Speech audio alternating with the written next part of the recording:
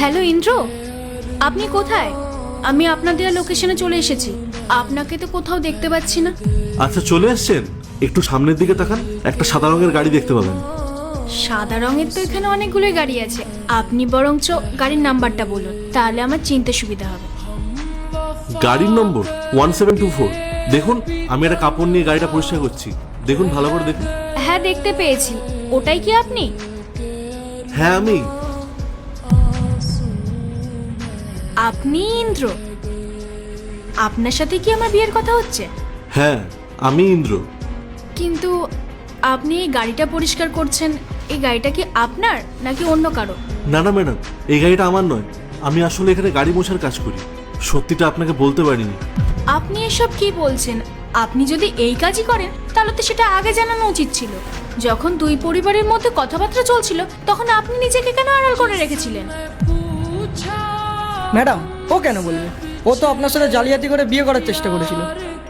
আপনি তো রাজপ্রাসাদে থাকেন, আর ও তো এই গাড়ি পরিষ্কার করে। ওর আপনার সামনে দাঁড়ানোর যোগ্যতাটুকু নেই।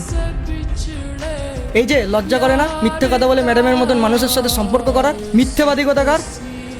ম্যাডাম, এই মানুষটার সাথে কথা বলে সময় নষ্ট করবেন না। চলুন, আমাদের একটা ইম্পর্টেন্ট মিটিং আছে।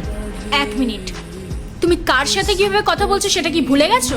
ও আমার সাথে কথা বলছে, আর তুমি মাঝখান থেকে ঢুকে ওকে অপমান করছো। মনে রেখো, তুমি আমার ম্যানেজার, তুমি আমার গার্জেন বা মালিক নও। তাই নিজের কাজটুকু করো আর চুপচাপ দাঁড়াও এখানে, বুঝতে পেরেছো? Sorry madam. দেখুন ম্যাডাম, আমি জানি আমার উপর রাগ করাটা আপনার স্বাভাবিক। আমি ভেবেছিলাম যদি আমি শুরুতেই আপনাকে সত্যিটা বলে দিতাম তাহলে হয়তো আপনি আমাকে আপনার সাথে কথা বলার সুযোগই দিতেন না। তাই ভাবলাম সামনাসামনি দেখা করে আমি সবটা আপনাকে বলবো। আশা করি আপনি আমার পরিস্থিতির কথাটা ভেবে আমায় ক্ষমা করে দেবেন। আজকে দেখবো কে শয়তানকে হারিয়ে মাকে জিতিয়ে দেয়। মাকে ভালোবাসলে ভিডিওতে লাইক করে চ্যানেলটি সাবস্ক্রাইব করে দিও, আর শয়তানকে ভালোবাসলে কিছুই করা লাগবে না। শুনুন, আমি রাগ করেছি ঠিকই, তবে আপনার এই কাজের জন্য নয়, আপনার লুকোচুরির জন্য। আসলে কোনো কাজই ছোট বড় হয় না। মানুষ যদি সততার সাথে কাজ করে তবে সেটাই তার শ্রেষ্ঠ পরিচয়। কিন্তু আপনার কাছে আমার একটা কোশ্চেন আছে। আমি তো আপনাকে আমার অফিসে ডেকেছিলাম, আপনি সেখানে না গিয়ে এই ধুলোবালির মধ্যে আমাকে কেন ডাকলেন? ম্যাডাম, আমি তো আগেই বললাম, আপনি ওকে কেন বারবার জিজ্ঞেস করছেন? আর এই লোকটা যদি ভুল করেও আপনার অফিসের কাছে যেত তাহলে সিকিউরিটি গার্ড ওকে ঘাড় ধাক্কা মেরে বাইরে বার করে দিত। আপনিও না ম্যাডাম এই দু পয়সার মানুষের সাথে এত ভালোভাবে কথা বলছেন।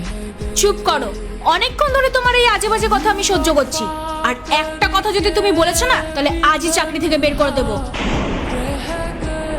তুমি আমার ম্যানেজার,